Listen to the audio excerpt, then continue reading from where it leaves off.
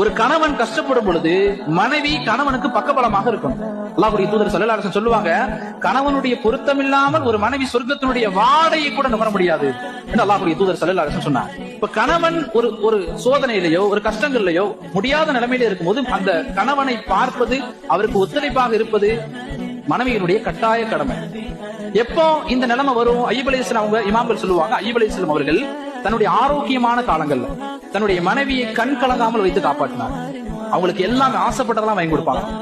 அவங்களை எந்த ஒரு நேரத்திலையும் சோதிக்காம, கஷ்டப்படுத்தாம, வார்த்தைகளால் சொல்களால் கஷ்டப்படாம வச்சு நல்லபடியாக வச்சு காப்பாத்தினாங்க.